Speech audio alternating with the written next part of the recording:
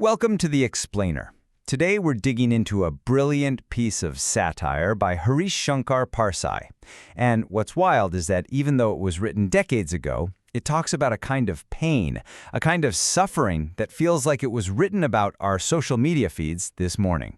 Yeah, I know. It's a bizarre question. But everything in this story starts right here, with this morbidly funny idea. An unusual death kicks off this whole journey, and it takes us straight into the heart of modern hypocrisy and what it really means to perform your pain for an audience. So get this. This is what a man says to our narrator. And you gotta ask why. Well, it's because our narrator wrote a nice article, a complimentary piece, about a notoriously corrupt official named Shiv Shankar, who then promptly dropped dead. Okay, so how on earth does that happen? How can a positive review actually kill someone? Let's break down this first very weird event, because this is exactly where the satire starts to get its teeth. See, the praise was so out of left field, so completely disconnected from the reality of his life, that his brain just couldn't handle it. The man lived in constant, crippling fear of being exposed.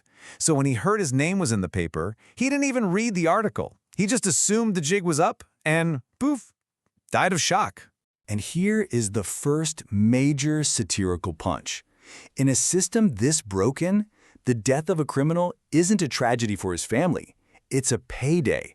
With him gone, any investigation just disappears, and they're suddenly free to enjoy all that dirty money.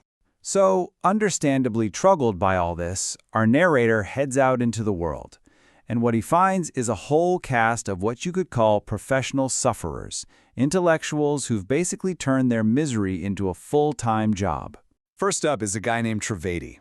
He's the classic sellout, a talented writer who took a safe, boring government job.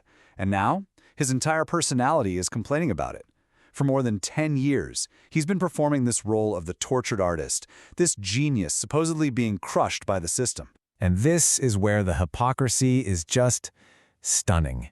You see, all that suffering is just an act. It doesn't actually stop him from trying to climb the very same ladder that he claims is destroying his soul. It's incredible. All right, if you thought that was weird, the next encounter is even crazier. Our narrator finds this highly respected, very traditional author, Acharya Hemanchi, in a coffee house. This is a guy who built his entire reputation on being an elder statesman of literature. But he's changed. A lot. All in a desperate attempt to stay relevant. Just look at how far he's willing to go. He's not just dressing younger. He is literally acting like a child. We're talking playing with a rattle, insisting people call him an emerging writer, and, get this, he's even putting mistakes into his classic works on purpose just to pretend they're Lou. It's a sad, almost grotesque performance. So all these different flavors of fake misery are leading us somewhere. They're all building up to the story's big climax, which is embodied in one final character, a young poet named Satyendra. Now, this guy, Satyendra, he takes things to a whole other level.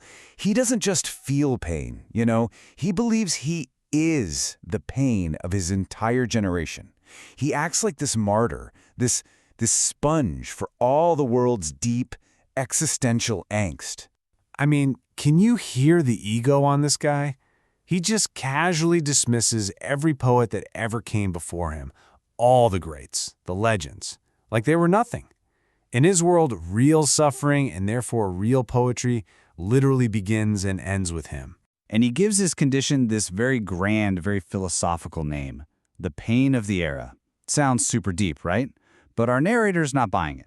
He decides to ask a few questions, like, what does this epic, world-changing suffering actually look like, day to day? And right here, this is where the satire lands its most devastating punch.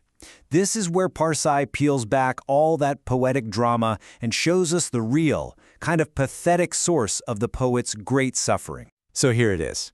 The pain of the era isn't about the human condition. Nope. It's because his coworker got a bigger raise. It's about not having a car when someone else does. It's the profound tragedy of buying his own coffee. And worst of all, not enough college girls are paying attention to him. This is his monumental pain. So the narrator hits him with a reality check. He contrasts the poet's petty complaints with the real pain of the era: widespread hunger, child labor, systemic corruption. And that contrast is just brutal. It lays bare the philosophical heart of the satire, this huge, gaping chasm between manufactured, self-obsessed angst and actual, real-world suffering. And then the poet says it himself. Right out loud, the truth comes out. The pain isn't about the world's problems. It's about the world not doing its job, which, to him, is to revolve entirely around him. It's pure, unadulterated narcissism, just dressed up to look like philosophy. Okay, so let's bring this all back to us. Why does this story feel so shockingly familiar? Why do these characters feel like people we actually know, people we might even see online every single day? You know, Parsai wasn't just writing a story. In a way, he was writing a prophecy.